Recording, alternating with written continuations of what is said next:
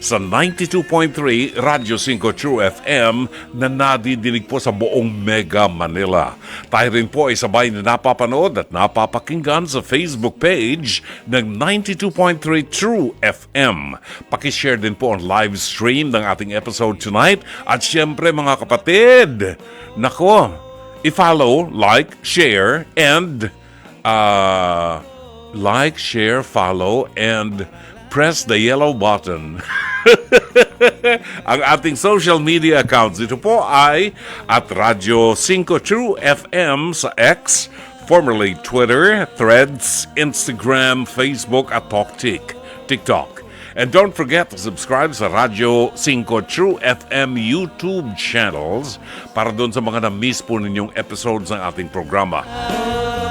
Para naman sa mga nais maging bahagi ng ating programa at makibahagi ng kanilang kwento ng buhay, kwento ng kasaysayan ng tagumpay, problema na inyong kinakaharap, maaari po kayo magpadala ng mensahe sa ating programa sa Dr. Love Facebook Messenger. O dili kaya ay tumawag sa ating hotline sa 863-15788 at 863-16674. Batiin ko lamang po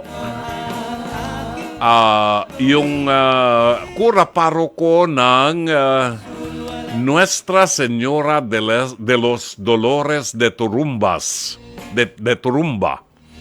Diyan po sa St. Peter, San Pedro, Chivachenes, sa Paki, Laguna. Nagpunta ho kami kahapon, Diyos ko, ang haba ng biyahe. Ang haba ng biyahe, pero enjoy ako, Jake, talaga. Gusto ko mga long drive, tapos mga zigzag na ganyan. Ang sarap. Diyan kami dumaan sa Antipolo, Angono, yan, at Baras, Tanay, Baras, yan, Pililya, hanggang nakarating kami ng Paki, Laguna. Yan, ang ganda ng simbahan nila, lumang-luma. It's so beautiful. On the way back, may nadaanan kami na nagtitinda ng mga baka at namili ako ng 3 kilong bulalo. Mura lang. 3 kilong bulalo at saka 2 kilong laman. Nilagyan ko ng taba, baka ha. At saka bumili ako ng 1 kilong litid na pinalambot ko overnight sa slow cooker. Sumobra naman ang lambot, hinahanap ko na yung litid. Hindi ko makita yung litid ng umaga. Hindi pa namin niluluto ang bulalo. Kasi magaling daw yung litid sa mga may arthritis. Yun. So, kanina ay nagluto ako ng mechado. Wala akong pakialam. Nagluto ako ng mechado. Yan ang specialty ko. Mechado. Nilagyan ko ng taba ng baka at saka ng litid. Sarap ng kain ko. Ayun, sa lahat ng mga taga Paki, Laguna, maraming salamat po sa inyo. Eto pa, na-surprise ako ha. I was praying the rosary inside the church. Umabot ng 12 noon. Eksakto, 12:00 ng tanghali, nagdadasal ako. Tapos tumugtog yung kampana ng Angelus. Sabi ko, Sino ba yung nagdadasal ng Angelus na yun? Sabi ko, parang anipis ang boses niya. Sabi ko, anipis ang boses. Later on, pinapakinggan ko. Sabi ko, ay pareho kami ng phrasing. Teka muna, boses ko to. Boses ko pala yung ginagamit nila. Yun, Angelus na Tagalog. And re-recorded it several decades ago, siguro mga 3 decades, mga 30 years, 20 years na nakakaraan siguro. More than 20 years na naming nirecord yun. Siguro mga 30, ganun. Anyway, sa Daughters of St. Paul dyan sa Harrison Street sa Pasay. Yun. Can you imagine, hanggang ngayon ginagamit pa ng maraming simbahan, mga eskwelahan, mga malls, ginagamit yung Angelus na boses ko. Nagulat ako ng tinutugtog nila. And lo and behold, habang matatapos na yung rosary ko, may pumasok na isang grupo ng isang pamilya. Alam mo yung nanay, napoprocess ng bad spirit. Oo. kinuha nung sakristan yung holy water, binbless niya ng holy water, nagsisisigaw yung babae. Ano, siguro na-possess ng evil spirit or something. Kaya pinatawag ko yung pare, si Father Jeff, ang kura paroko nila. Nang umalis kami, pinatawag ko yung pare para i-pray over. Kung hindi man siya exorcist, at least i-pray over yung pasyente na I think she was being possessed by bad spirit or something. Kaya nga po, sa mga bahay nyo, titingnan ninyo yung mga nakadisplay sa bahay nyo. Baka may mga ani-anito kayo dyan, yung mga deities. Alisin niyo ho yan. Yung mga anting-anting, mga chubachenes na nabibili niyo doon sa may simbahan ng Quiapo, ilalagay niyo sa bahay niyo. Alisin po ninyo dahil nag-a-attract po yan ng masamang spiritu. And when you do that, pag naglagay kayo ng mga ganyan sa bahay niyo, that means you submit to them.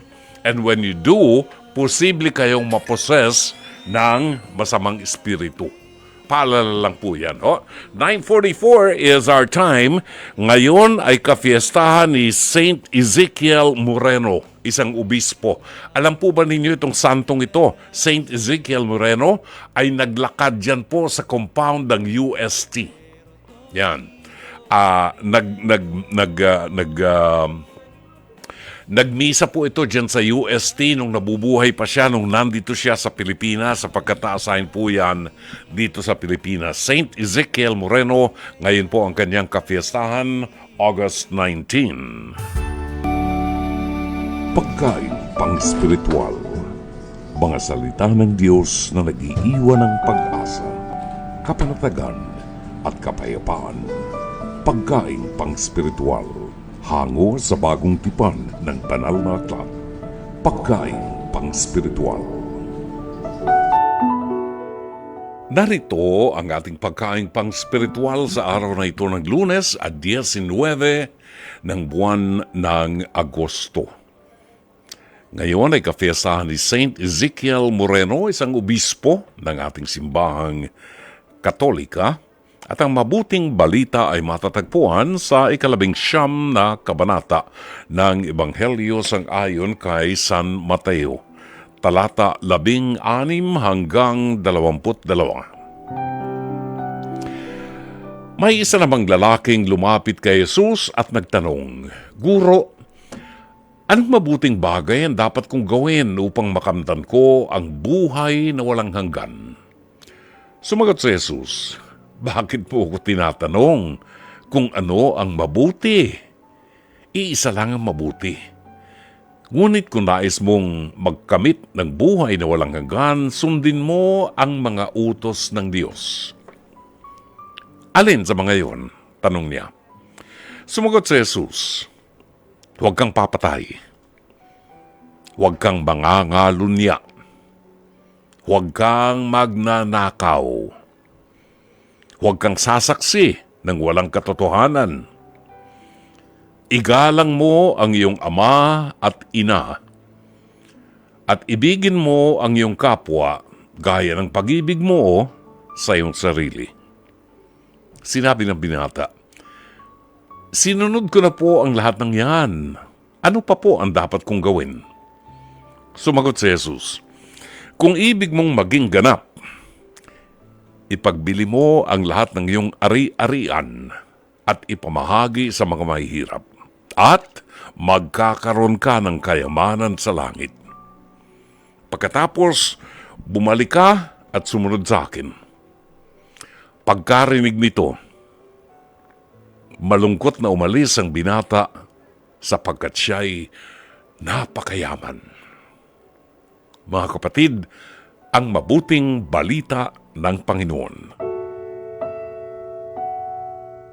Pagkain pang-spiritual.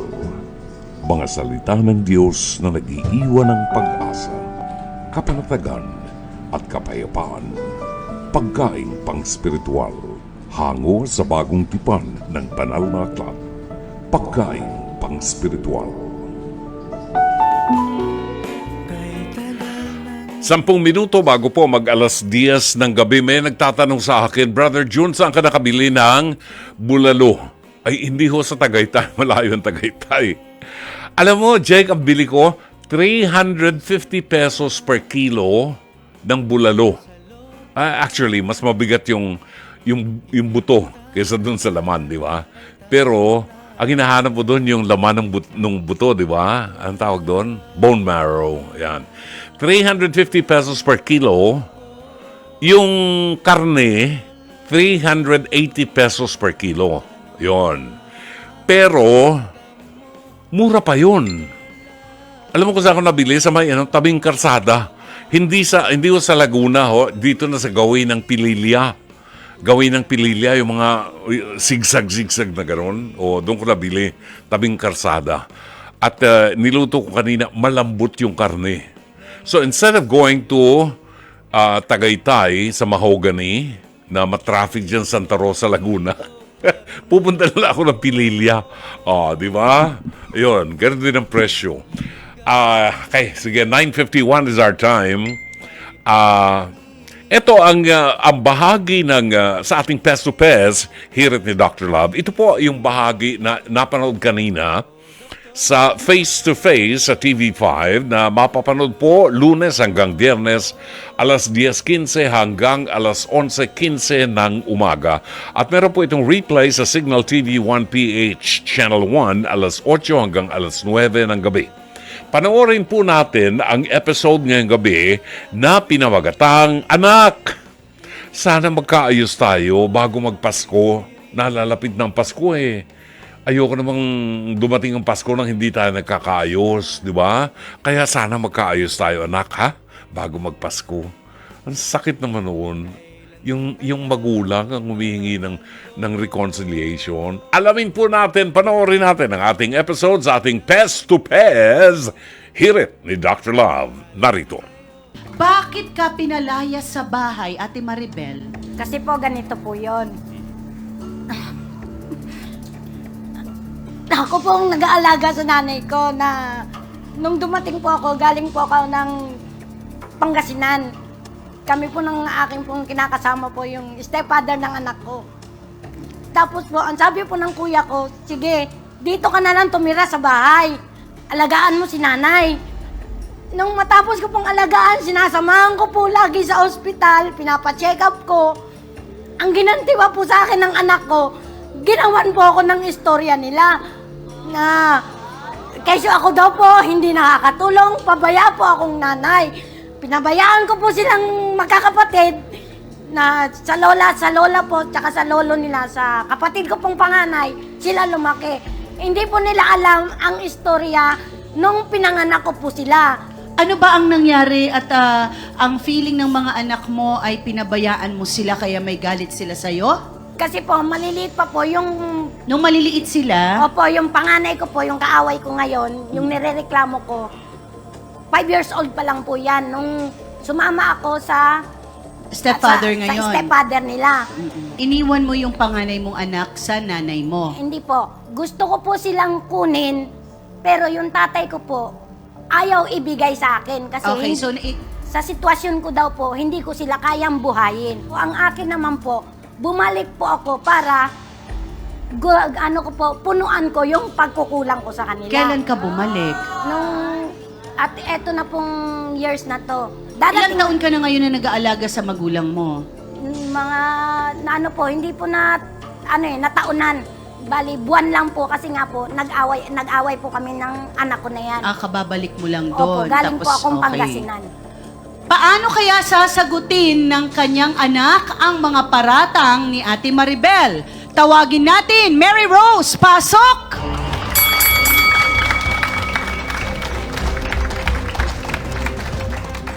Kahit kailan wala kang kwentang anak, hindi mo na ako ginalang. Ako pa talaga? Hindi mo alam ang ginawa sa'yo ng lolo mo. Hindi mo alam ang gusto ko mangyayari. Kaya niyo ako sinusumbatan na pinabayaan ko Yun ang sinabi sa amin eh. Bakit kung binigay? Paano ko malalaman? Paano niyo malalaman kung ano talaga yung totoo? Hindi niyo ako binigyan ng pagkakataon na bumawi sa inyo. Kasi kung lumalapit ako sa inyo, kayo ang nangalan nanay, mo. bakit isa sa kapatid ko wala sa'yo? Bakit? Okay. Oh. Ate Mary Rose, totoo ba na lagi kang nasa sugalan at sinisiraan mo daw ang nanay mo na Wala siyang kwentang ina. Hindi po totoo yan, ma'am. Kasi po yung pinaparatang niya na po yan, opo, totoo po yan. Pero isang beses Alin lang doon? po nangyari yan. Yung pagsusugal mo? Nagsugal po ako, isang beses lang po yon. Yung nagmagdamag po kami ng kaibigan ko kasi kasama na po inumdum. Pero nagpaalam po ako noon sa tito ko. Ikaw ba ay may mga anak? Isa lang po. Oh, Single may asawa mom po. ka, single mom ka. So, sino ang naiwan sa bata? Yung tito ko po, yung kapatid niya po na tinatawag ko pong papa kasi yun po yung nagpalaki sa amin. Pero nagpaalam po ako nung time na yung gabi na din po yun. Hindi naman po ako yung inabot ng umaga. Opo, gabi po kami umalis. Nagsimula po kami mga alas 10 na po ng gabi. Umuwi po kami alas 2 ng madaling araw. Hindi din po ako nagtagal. Pero Pagkain totoo po, bang napapabayaan mo raw ang lola mo at tiyuhin mo Hindi na po, 80 ma'am. years old na? Hindi po, ma'am. At ang lola mo ay 100. Hindi po. 100 na ba si lola? Magwa 100 po. Kailan? Totally. Ito pong November 24. November 24, 100. May makukuha siya ha? Opo. Okay. Baka naman ipansugal mo. Ay, hindi po, ma'am. Okay. Ma'am, hindi 100,000 po ako Pag-usapan- nangihingi sa kanila. Okay, pag-usapan natin ang makukuha ni lola mo. Saan pupunta yon? Sa kanila lang din po. Na Okay. ano, ewan Ate ko kung Maribel, bigyan na lang ikaw, ako. ang mama mo ay bumalik ng isang buwan pa lang. Opo. Tama ba? Opo. So, Ate Maribel, totoo ba na nagpasya kang bumalik dahil magwa 100 years old na nanay mo? Ang talaga pong ano ko, bumalik po ako, hindi lang po sa nanay ko, para din po sa mga Pero anak bakit ko. ngayon ka lang bumalik? Mag-isandaan na ang nanay mo, hindi siya magsi-50, hindi magsi-60, magwa 100 years old na siya. Eh may pera yun, 100,000. Hindi po yun ang plano ko na bumalik dahil po sa pera. Ang plano ko po, bumalik po ako dahil po gusto ko po sang maalagaan kasi po ang tagal ko pong nawala sa kanila na Hindi, pero nagsisi po ako sa kasalanan Ate ko. Maribel ha, November na, magwa 100 years old siya. Bumalik ka October pa lang. Ano masasabi mo doon? Yun nga po, kasi, yun nga po inaano niya sa amin na, kasi ako ma'am, hindi nyo naman po ako masisisi kung bakit ganyan po ako sa kanya. Kasi pakilamera po siya, yung pangingailam niya, wala na po. Wala na po sa tamang ano. Paano mo yan. nasabing pakailamera nanay mo?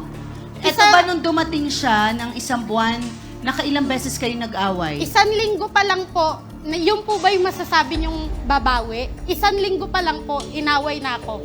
Nagbabanta pa po yan. Po, ang akin naman po, kasi nakita ko po naaktualan ko na, hindi lang po sa sumbong ng nanay ko, naaktualan ko. Kasi po, akin eto, open ko na lahat. Na ayoko po yung babae isang tao Makikita ko, ikaw ba ma'am? Makita mo, nanay ka. Aangka siya sa motor lalaki. Hindi mo namang kakilala, kasama pa anak mo. Siyempre, ano yung may asawa? May asawa Ilang taon yung ka na ba? lalaki. 30 po. Nasa edad na siya. Hindi po, ayoko po kasi yung may asawa po yung lalaking aangkasan niya ng motor O, Single. totoo ba yan? Ayoko po nung Totoo ganon. po Okay. yun. Pero yun po, umaangkas po ako para makalibre po ako ng pamasahe. Hindi na po ako mamamasahe. Kasi po, ang sahod ko po, 200. Hindi, pero wala ba kayong relasyon nung inaangkasan mo? Wala po. Wala naman daw, Ate Maribel. Ang narinig ko po kasi, pagka nandoon po magkasama kami, tutoksuin siya na, Maui, andyan na yung jowa mo. Andyan na yung chicks mo. Hindi, Hindi, yun nga po, masakit porkit po sa umaangkas, family. kala nila Oo. may relasyon na. Kasi, hindi natin ano nangyari yung dun sa mata away ng nyo? mga tao. ano po, yun, ano po, sabi ko, grabe ka na mga elam, may anak na ako. Bakit papakailaman mo pa ako? Sabi ko, hindi na tama yan lahat na lang Ano ang sinabi mo nung bumalik si nanay mo? Mas magandang hindi ka na lang bumalik. Pinalayas mo ang nanay mo dahil ganun yung nakita Hindi mo. ko po siya pinalayas, hindi po totaling pinalayas yun, Kapatid ma'am. ko po ang nagpalayas Kapatid sa po. akin. Kasi Si po, Uncle natig 80 years old. Opo. Okay. Si Papa po. Okay, si Papa tinuring mo kasing Opo. ama. Bakit umabot sa puntong pinalayas ka, Ate Maribel? Kasi po, yung mga sumbong-sumbong na hindi totoo na ako po, wala daw akong kwenta, hindi raw ako gumagastos sa bahay, makasarili daw ako, pakailamero daw Totoo ako. ba ito, Mary Rose? Yun nga po, yung tigilan niya na yung pangingialam sa akin. Kasi po, hindi na nga po tama Kasi umalis na po siya umalis na Kasi ako po dapat yung aalis nun. Syempre, kesa ako yung umalis, sila po yung umalis. Kasi pag ako po ang umalis, lalo pong mahihirapan yung dalawa. Dahil po si Papa, mahal na mahal po yung anak ko. Hindi naman po sa sinasabing ginagamit ko yung anak ko. Siyempre, konsensya ko din po kung anong mangyari po sa matanda. Kasi po, At saka ikaw naman ang nakatira doon ng opo, matagal. ako naman po talaga. Ang nakatira ng Opo, matagal. dumating lang po sila. Oo, sige. Just to cap the story, ang daigdig ngayon ay punong-puno ng galit. Ang tanging layunin ng Diablo ay wasakin ang pamilya. At nakikita natin sa ating pamilya yan. Mga asawa na nangangaliwa, mga anak na salbay sa mga anak, mga suwail sa mga magulang, and things like this. Ito ang paraan ng Diablo para mawasak ang ating pamilya. Anong kailangan? Aminin natin, Maribel at Mary Rose, ang pagkukulang natin sa isa't isa. Ang pagkakasala natin sa isa't isa. The true essence of forgiveness is to forget the offenses made against you. Kalimutan ang pananakit na ginawa sa iyo ng kabilang parte. Yan ang essence ng pagpapatawad. Mahirap mong kunin ang pagmamahal ni Mary Rose dahil hindi ka nagtanim ng pagmamahal sa kanya. Tuturuan kita ng pinakamagandang paraan. Simula ngayon, ipadama mo sa anak niya ang pagmamahal mo sa iyong apo. Yakapin mo, alagaan mo, mahalin mo, ipamper mo yung anak niya. At pag nakita niya yon, automatic yan, mamahalin ka ng anak mo. Maraming salamat, Mama Carla. Maraming salamat, Walang Dr. anuman, Love. Mama Carla. Maraming salamat. Thank you very much. Yan po, nag-iiwan ng aral sa atin. Tandaan natin, ang mga magulang po natin, hindi po lahat yan perfecto. Walang perfecto magulang. May mga maling desisyon din po, kagaya nitong napanood natin ngayon. May maling desisyon din itong si nanay ni Maribel. Si Maribel yung ina, no? May mga maling desisyon din itong ina dahil wala ring tinurong magandang values doon sa kanyang anak. Pero pwede nating mapagtakpan yan, pwede nating mapatawad alang-alang doon sa ating relasyon at sa ating paggalang sa ating magulang. Hindi porke nagkamali ang magulang natin ng isang desisyon, itatakwil na natin. Tandaan natin, hindi kagustuhan ng mga bata na isilang sa mundo. Tayong may kagustuhan yan. Nakatirik ang mga mata natin nung ginagawa natin yung mga batang yan. At yung mga batang yan, ang tuturuan natin ng values habang lumalaki. Hindi po pwedeng i-prioritize natin ang sarili natin against dyan sa mga batang yan. Laging priority ang mga bata. At kapag nawala ang ating atensyon sa ating mga anak, ayun lumalaki ang mga bata na walang amor sa kanilang mga magulang. Sinong may kasalanan, edi magulang din. 13 minuto makalipas po ang 10:00 ng gabi sa programang Dr. Love Radio Show. Balita natin, si Alice Go ay nakaalis na ng bansa. Aray. Sang-ayon kay Senator Riza Ontiveros, nasa Malaysia daw. Nakaalis na ng bansa si Alice Go, matagal na. Paano makakaalis yun? Dadaan sa immigration yun, di ba? Kung merong hold order sa immigration, paano nakalabas ng bansa? Paano nakasakay ng eroplano ang Alice Go? Hello! Eko, may malansaritong nangyari. Nakakapagtaka ba? Di ba? Nakakaya tuloy dahil sa ibang bansa, sabi nila talagang balitang-balita ang Pilipinas na mga corrupt officials. Bakit? Pag sinasabing gano'n, nasasaktan ako dahil ako'y isang Pilipino. Ang aking passport, nakalagay Pilipinas. Pagkatapos yung mga, nga naman, di ba? Silang pinakamalaking kinuha Yun nga. Paano gagawin natin yan? Nakalabas, ang dapat na magbantay dyan, ang Bureau of Immigrations. Bakit ganon? Paano nakalabas? Hindi ba nakakaya yan? Nakakaya talaga, madam. Nakakaya, dadaan lang siya doon sa harap ng immigration? Hello? Nawawalan ka ng respeto sa ganung uri. Totoo. Totoo yan. Nakakawala ng respeto. Pag nagsalita ang mamayan, sasama loob nila. Sabihin, wala tayong galang sa kanila. Dapat may managot niyan. Na lang silang suntukan na lang kami. Wag masyadong violent. Daan natin sa Senado. Tingnan natin. I-contempt yung nga kung sino dapat i-contempt dyan. Meron pang isang issue.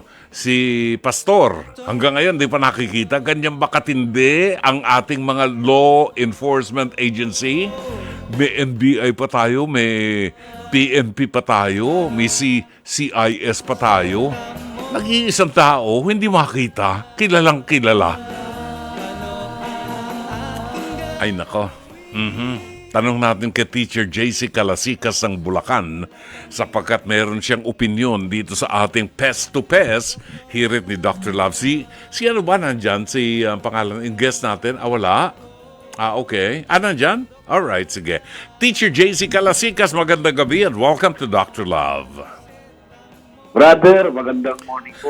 Sister! Kumusta ka na, Teacher JC?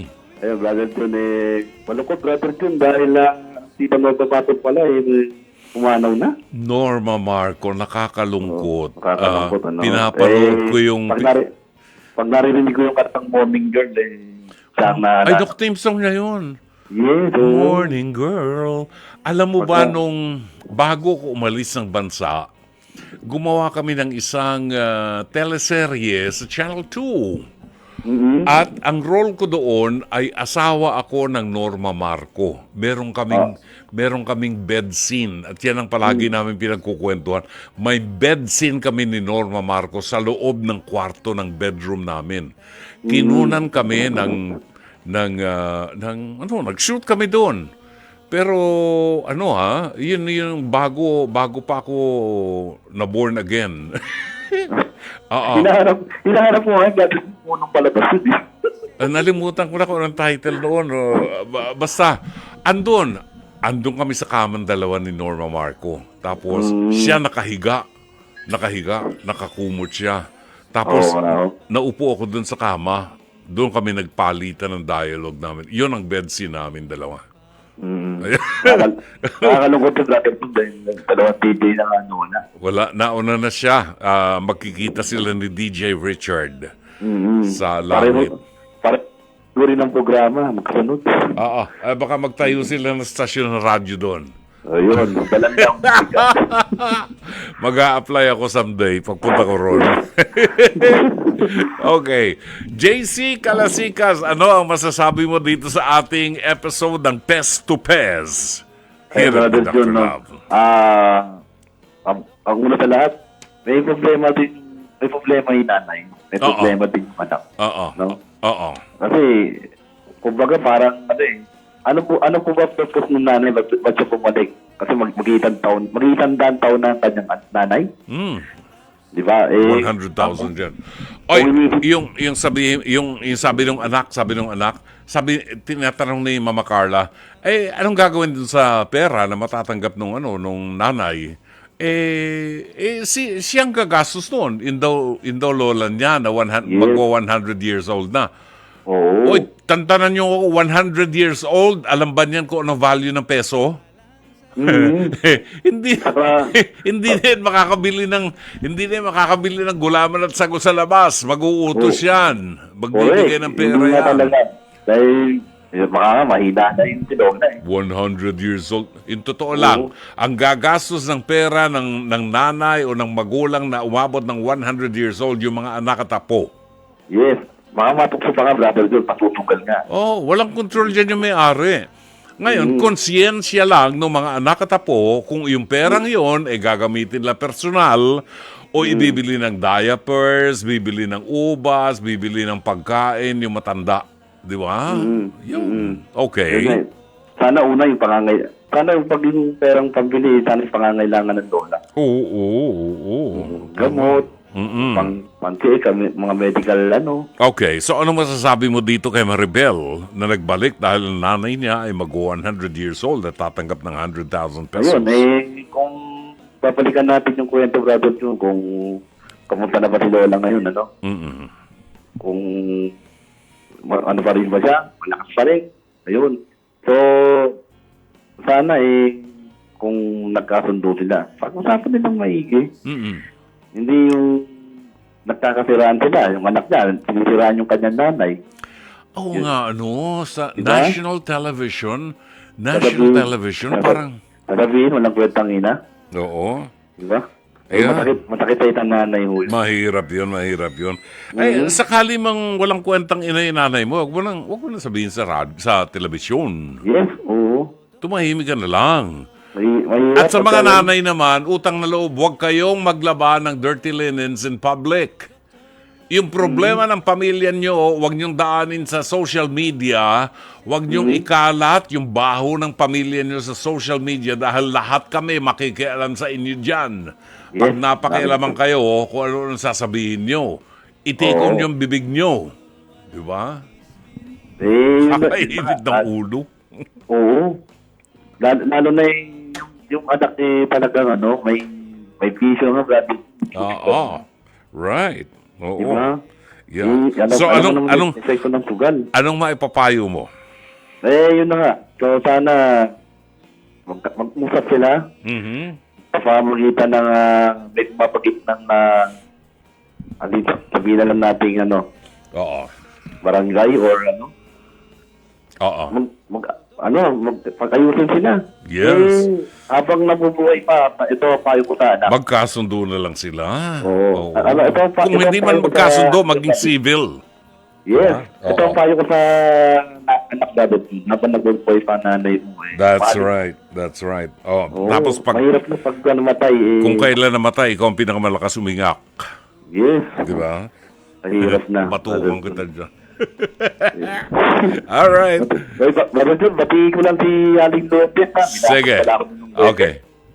Binati ako niyan Oo. Si Aling Lopez. Oo. And kami na nagbabatian. Oo. Si Liet Lopena, si Sister Rita Teplado, yan. Yan. Yung mga Dr. Lapot na. Yes. Sige. All right. Thanks a lot, JC. Maraming salamat. JC Calasikas ng Bulacan. 22 minutes after 10 o'clock. Roberto Ignacio, yung mga kaibigan ko sila Agnes Albino, Elijah May Aranda, at Iana Christine Soriano. Kaarawan nila kahapon at ngayon po. Happy birthday sa kanilang lahat. Buhat kay Roberto Ignacio, Marvin Riabad. Listening via Radyo 5 para hindi ma-miss out ang playlist mo. Attendance check from North Caloocan, Alan A. Hunco, buwabati na magandang gabi. Lina Ho ng Plaridel, Bulacan, Julieta Sugitan, Sherry Picho ng Seattle, Washington, Maria Erika Yek Lopena ng San Pedro, Laguna, Jo Marie Deomampo Cereso at Susan Reyes Montinola ng San Pedro, Laguna. Magandang gabi at happy listening. Emerson Royce Urbano, ER Urbano, magandang gabi sa iyo kaibigan. Miss na kita. And send my regards. Please kiss your mom for me. Lilibet Ternesita. Yan ang kanyang nanay. Naku, napakabait na bata nito si ER. Thank you, ER. Maraming salamat for taking care of your mom. And we miss you so much. Okay. 23 minutes after 10, panauhin natin ngayon sa ating programa tuwing Lunes ang ating pong kaibigan na si Lance Abellion, ang ating spoken word artist na itinatampok sa ating programa every Monday. Let's welcome Lance Abellion to Dr. Love. Lance, good evening. Magandang gabi po sir, Brother Gunit, sa atin po mga listeners ngayong gabi. Na-miss ko po kayo last week. Oo nga. And anong mga activities mo itong over the weekend? Meron kayong Yes. anniversary ng Laya Philippines? Yes po. Matagumpay po naming nailunsad po ang ikalawang araw ng aming anniversary show, ng 7th anniversary show po sa Laya PH. Last Saturday po sa Drink Club. Maraming salamat po sa mga tumutok at sumuporta at sumubaybay sa aming palabas. Well, congratulations sa inyong lahat. Ha? Thank you, and we're very glad that nakasama ka namin ngayon. Ano ang inihanda mo sa ating mga listeners at sa iyong mga fans, Lance? Okay, so yaman na rin lamang po na nakapagpahinga po ako last week ay ang tula po na bibigkasin ko po ngayong gabi ay may kinalaman po sa isang bahagi po ng ating katawan na nakakakita ito ay ang ating mga mata. Ang pamagat po ng tulang ito ay mata. Mata. Ang mga mata ay salamin ng ating kaluluwa. Nagiging tahimik na saksi sa bawat kasaysayan ng ating paghinga. Silang mga tagatala ng mga tagumpay at ng ating kabiguan sa sandaling ibig natin silang maalala. Sila ang refleksyon ng ating kaibuturan. Ang mga mata ang nakasisilay ng lahat ng bagay. Nakikita ang bawat kulay. Ang mga mata ay walang napapalampas. Nangangahulugang ang lahat ay marapat na masilayan at masumpungan. Sa mga mata rin nang gagaling ang pagngilid ng mga luha. Ang bawat pagtangis, ang bawat himutok, ang bawat ikahos, ang hinahon, ang ginhawa, ang pagpapadama ng pag-ibig sa bawat yakap, ang hudyat ng pag-aakay sa pagbangon sa bawat pagtapik sa balikat. Ang bawat pagtitig ay hindi pagpapakita ng pagsisinungaling. Sa mga mata rin sumasalamin na makikita ang kawalan at pagtanto rin ng mga hakbang sa kung ano nga pa ba ang dapat mapunan. Ang mga mata ay ang salamin ng ating kaluluwa. Nagiging tahimik at saksi sa bawat kasaysayan ng ating paghinga. Silang mga tagatala ng mga tagumpay at ng ating kabiguan sa sandaling ibig natin silang maalala. Sila ang refleksyon ng ating kaibutuhan. Marahil, ang mga mata ay naririndi na sa napakaraming mga mali na gumagalugad. Na para bang ang pag-ibig at pananatili ay tila mailap. Maraming mga tagpo ng paglisan at hindi pagbalik. Subalit ang mga mata ay marunong rin sumulyap sa hinaharap, sa pag-asa, sa paghilom, sa mga pangarap na marahil abot kamay nating matutupad sa kung ano nga pa ba ang maaari nating gawin sa mga bagay tungkol sa ating mga sarili na nakatakda pa lamang nating tuklasin, nakikita ng mga mata na marahil malayo pa ang lakbayin. Marami pang mga kabanatang nakatakda pa nating daanin na kung diretso lamang ang ating tingin, makakaasang kakampi natin ng oras at panahon patungo sa layunin na nakatakda nating marating. Magandang gabi po sa inyong lahat. Wow, thank you very much. Maraming salamat, Mata, ni Lance Abilion. Bago yan, ha, Lance? Yes po. Actually po, naisulat ko lang. Habang ito nga po, naidudulot po ng pahinga po sa akin, Brother Jun, paminsan-minsan po sa programa. No? Nakakapagsulat po ko ng mga material na bago at ayun po, expectin niyo po yun sa mga, expectin niyo po ang mga, may mga bago pa pong mga tala na maririnig po niyo in the coming weeks. Parang ano yan, parang bukal ng tubig na paminsan-minsan nananahimik ka pero lumalabas pa rin yung tubig na yan sa bukal. At hindi pinipigil. Yes, pag merong bukal ng tubig, hindi yan pinipigil, pinalalabas talaga yan. Otherwise, pag pinigil mo ang bukal ng tubig, nawawala yan, tumitigil. Yun. Diba? Yes po. Totoo po yun. Yes. Ay siya, Tama batiin po. mo ang naghihintay sa yung number one fan mo na si Aling Lourdes sa kilig na kilig ngayong gabi. Sister!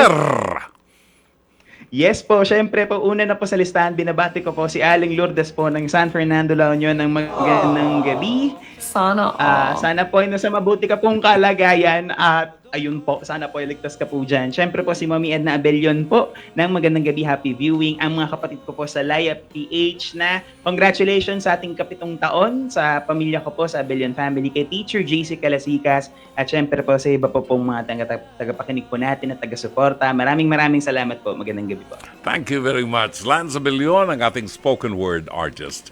28 minutes after 10, magandang gabi kay Sonia Aguilion Apante, buhat sa Hong Kong. Uy, dumadami ang listeners natin sa Hong Kong, ha? Mga viewers natin. Siguro isang araw magpapasyal kami diyan ng grupo ng production staff ng Dr. Love sa pamumuno ni producer natin si Jake Bakud. Siya ang magbabayad ng ticket namin papunta diyan sa Hong Kong, di ba? Bago magpasko, punta tayo Macau. Manginahin tayo ng Chinese food dyan. Lilian Panaligan Buen, magandang gabi po ng Parañaque City. Si Joseph Luterio ay nag-text sa atin. Sabi niya, boses niyo pala yun, Brother June. Yung merong kampana at may background music Narinig ko pa din po yung Angelus, Our Lady of Abandoned Parish, dito po sa Muntinlupa. Maraming salamat po sa inyo sa mga gumagamit po ng Angelus na Tagalog at Angelus na English. Boses ko po yung ginagamit ninyo. Maraming salamat sa inyo. Ho? Engineer Mercy Santos ng Pasig City, good evening and happy listening to you, my friend. Miss ka na namin. Erlinda de los Reyes, magandang gabi rin. Kay Engineer Mercy Santos, pakisabi naman kay LC, namimiss ko yung kanyang, ano yung paborito, murkon? Murkon ba yun? Oo. Ay, nako, sarap gumawa ni LC ng murkon. Thank you very much. Oras mo natin, ganap na ang 10:30 ng gabi. Faith, Hope, Dr. Love sa 92.3 Radyo 5 True FM. Dito tayo sa totoo.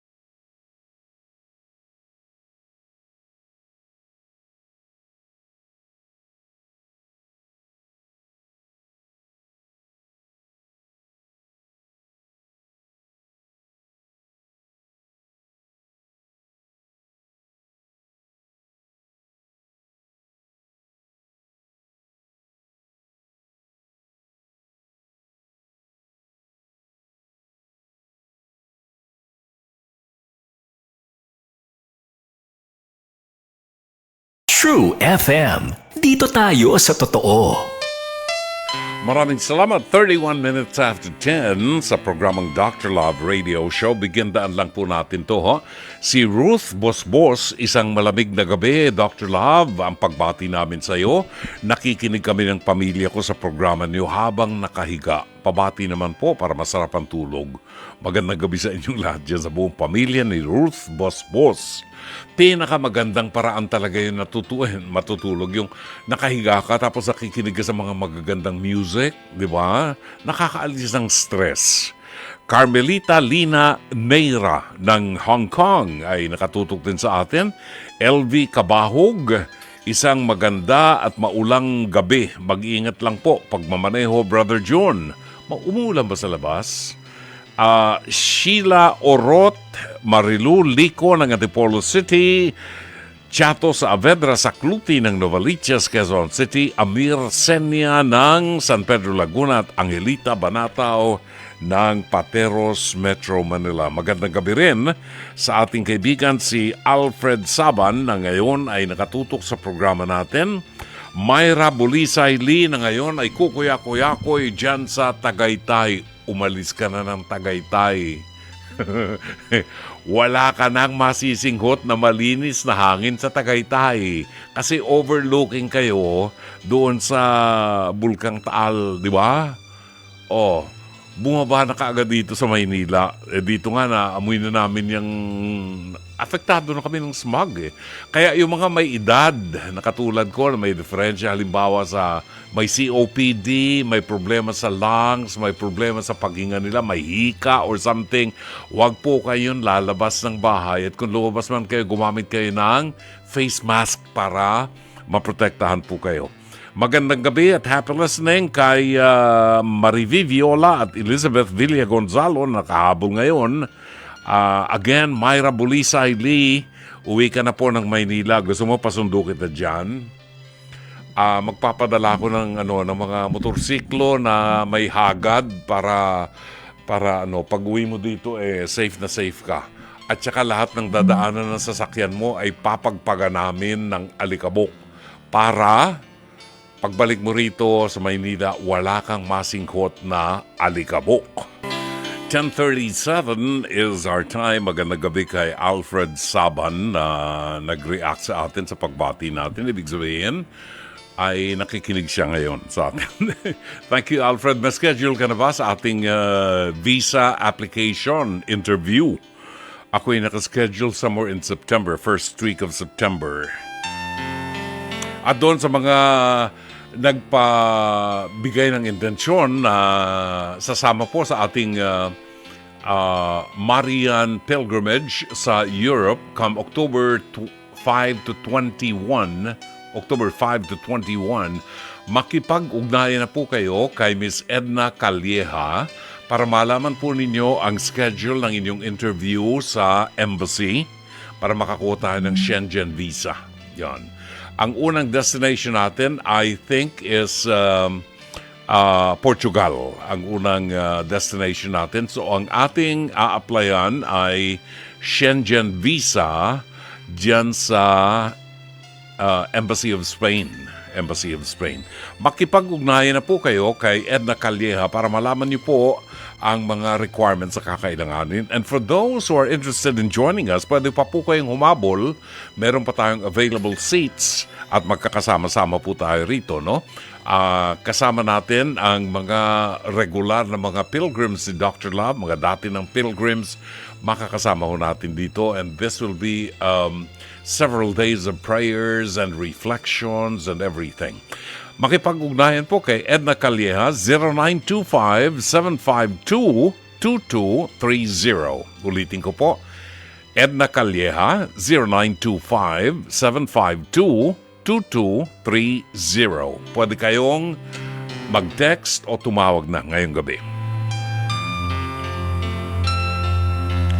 Narito ang ating liham kasaysayan, tampok ngayong gabi, buhat sa isang tagapakinig natin from Tandangsora, Quezon City. At kung sakali pong meron kayong komentaryo o mensahe, hinggil po dito sa ating liham kasaysayan, pwede niyong ipadala ang inyong mensahe sa Dr. Love Facebook Messenger o mag-comment po sa ating live stream.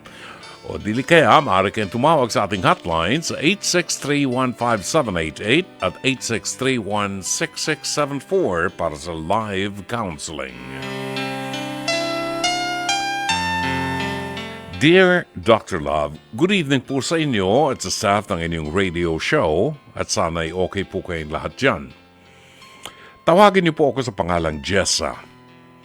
Ako po ay 30 years old mula sa Tandangsora, Quezon City and in a relationship for almost 3 years. Itago po natin sa pangalang Kevin, ang boyfriend ko. A few months ago, nawala ng trabaho si Kevin dahil sa health issues. Nagkakaroon siya ng migraine at vertigo, lalo na't nasa graveyard shift siya. At mula noon, wala siyang source of income. Dalawa silang magkapatid pero may sarili ng pamilya ang sister niya na nasa Pampanga. Dahil dito, si Kevin ang inaasahan ng parents niyang magbayad ng monthly bill sa tubig at sa kuryente. Mula nang nawalan siya ng work at source of income, nalaman kong siya pa rin ang nagbabayad ng monthly bills nila.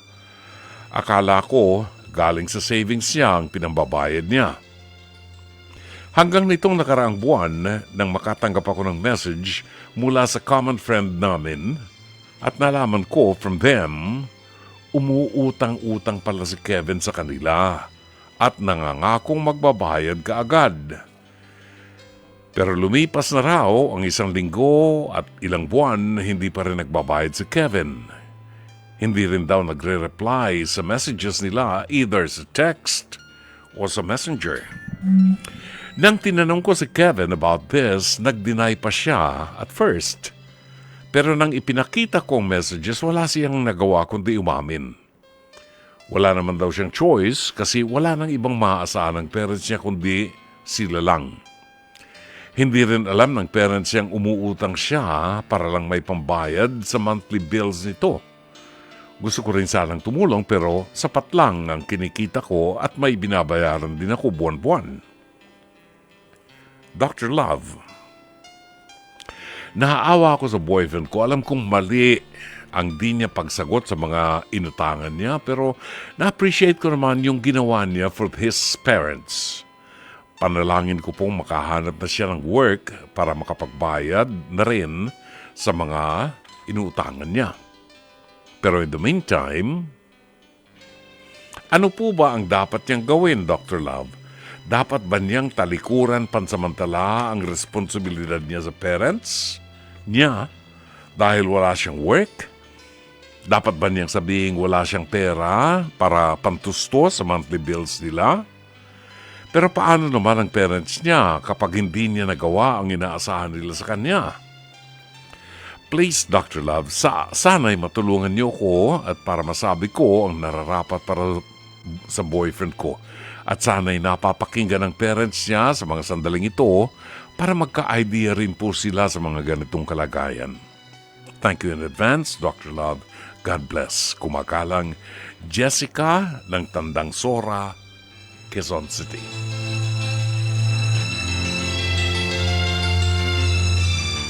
Maraming salamat, Jessica. Isa ito sa mga problema natin kapag tayo nawawala ng hanap buhay. Hindi naman nabanggit ni Jessica kung ilang taon na yung parents nitong kanyang boyfriend na tinatawag nating Kevin. Ilang taon na ba? May 90 anyos na ba? 80 anyos na ba yung kanyang mga magulang? Siguro naman ay hindi pa ganun katanda, di ba? Kung mga past 70s at hindi naman bedridden, hindi naman PWD. Ako nga PWD eh. Isa akong dakilang lumpo dahil hindi ako makalakad ng malayo. Pero at my age, 74, nagtatrabaho pa rin ako. Well, salamat na lang sa Diyos. Ang trabaho ko, nakaupo lang dito, nagkukwento. Di ba? Pero, hindi katwiran eh. Kasi kung paano ka aasa sa anak mo na dating may trabaho, pero ngayon wala ng trabaho, paano gagawin mo? Papanoorin mo lang yung anak mo. Kung paano siya maghirap ng paghanap ng pangungutang para mabayaran yung telephone bill, yung water bill, yung Meralco. Di ba? Kung bata-bata pa, kung mga 60, 70 anyos pa lamang yung mga magulang nung boyfriend mo, pwede pa naman magtinda ng kamote Q, banana Q, gulaman at sago, buko, whatever. Maraming magagawa para kumita.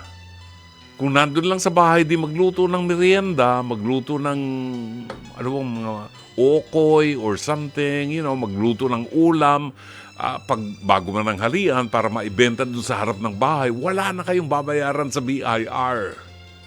Hindi na kayo mag-i-issue ng resibo. Yung mga malalaking kumpanya nga dito sa mga malls, yung beauty chubachenes, pag ako'y nagpapafacial, binibigyan ako ng resibo. Yung resibo na bibili na sa bookstore. Hello, tantanan nyo nga ako, iniinsulto nyo ako. Ilabas nyo yung resibo ng BIR para tayo nagbabayad ng buwiks. Sabi nga dito, tanda na namin nagtatrabaho Bago namin makuha yung sweldo namin, binawasan na ng gobyerno Di ba? Kailangan maging patas tayo. So, anong ibig sabihin? Magtrabaho. Hindi pwedeng kukuya-kuya-kuy na lang. Matanda na kami, 65 na kami, kukuya-kuya-kuy na lang kami sa bahay, maghihintay na lang kami ng pagkain, ng ahin. Hindi pwede yung ganon. Di bali kung anak mayaman kayo. Anak mahirap din kayo katulad ko. Di pihado, banat din ang buto nyo sa pagtatrabaho. Alam natin na yung anak nyo, wala akong trabaho ngayon. So, kailangan tumulong kayo. Now, Jessa, pasabi mo doon sa boyfriend mo, baka pag-isipan niya kung anong po pwedeng gawin ng mga magulang niya. Pwede sila magtinda ng gulaman at sago, lugaw, tokwa, baboy, whatever. Doon lang sa harap ng bahay. Kikita sila ng konti. Now, kay Kevin, it's not a matter of life and death yung karamdaman mo para tumigil ka ng pagtatrabaho. Migraine at saka vertigo. Alam ko pag inaatake ng vertigo talaga mahirap yan. Migraine, mahirap yan. Pero it's not a matter of life and death. Hindi araw-araw nangyayari ang migraine at vertigo. Di ba? kung gagawin mong dahilan yung migraine, vertigo para hindi ka na magtrabaho, ikaw din na mahirapan, di ba? Kung hindi pwede sa iyo yung graveyard shift, makipag-usap ka sa supervisor, sa manager, sabihin mo sa kanila, humingi ka ng medical certificate from your doctor para mabigyan ka ng daytime na schedule. Kasi hindi po pwede, anak, na uutang lang tayo ng uutang nang wala tayong pagkukunan ng pambayad. Mauubos, liliit ang mundo natin. Pag ganyan ang ginawa ni Kevin, aabangan ko siya sa face-to-face. Pag nag-taping kami, aabangan ko siya sa face-to-face dahil ganyan na nangyayari doon sa mga mangungutang.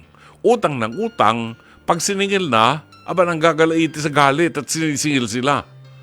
Wala ba akong pera? Babayaran kita pag nagkapera ko. Ano ka? Atat na atat ka. Ang galing, ano? Ganyan ang mangyayari kay Kevin. Liliit ang mundo niya at lahat ng inutangan niya magagalit sa kanya. Bakit? Kasi pinagkatiwalaan siya. At hindi mo po pwedeng sabihin, wala akong hanap buhay eh. Ilang taon na nga si Kevin? Bata pa ito eh. Kasi itong si Jessa, 30 years old. Kailangan, Kevin, mag-isip-isip ka rin na kumuha ng paraan para kumita. And may kapatid ka na babae na may pamilya na, it doesn't matter kung may pamilya siya. Baka may konting maitutulong man lang siya. Pambayad ba lang sa bill ng tubig? Pero ang punto ko dito, hindi maaaring ganito ang paraan ng ating buhay. Nauutang lamang tayo ng uutang nang wala tayong pagkukunan ng pambayad. Liliit ang mundo mo, maraming magagalit sa iyo, napakabata mo pa para sumuko sa hamon ng buhay. Hindi naman kayo mayaman eh, di ba? Kung hindi kayo mayaman na katulad kong isang hamak, kaba at hampas lupang manggagawa ng Panginoon, tayo'y magtatrabaho hanggang sa tumigas ang katawan natin at magpantay ang paa natin at ilubog tayo sa lupa. Kasi hindi tayong ipinanganak na mayaman. Sana'y natulungan ka ng palatuntunang ito. As always, Dr. Love. Bueno, iyan na. Wala na, tapos na ang ating programa. Batiin lang natin si Joey and Shirley Santillan na tatay at nanay ng isa sa ating staff na si Mike Santillan. Sila po ay lagi nakikinig sa ating programa. Wala po silang magawa kundi makinig kasi yung kanilang anak ay kasama ho sa production ng programa natin. Joey, maraming salamat ha. Thank you. Bueno, babalik po kami bukas ng gabi at the same time from 9:30 to 11 o'clock sa programang Dr. Love. Maraming salamat po sa inyong lahat sa ngalan ng ating General Manager ng Nation Broadcasting Corporation, Mr. Raul de la Cruz. Sa ngalan po ng ating Head ng Programming and Production, Alvin Maanyo, ang ating Operations Manager, Cherry Baile, ang ating producer, si Jake Bakud, Direct Shake Mamaril, Technician Rome Ortigas and Florian Canceran, Mike Santillan at ang ating PA at avid operator si Mike Bulayog. Ito po naman ang inyong lingkod, Brother June Banag, OP, pansamantalang magpapaalam hanggang bukas muli. Magandang gabi, maraming salamat. Shalom Alaikum.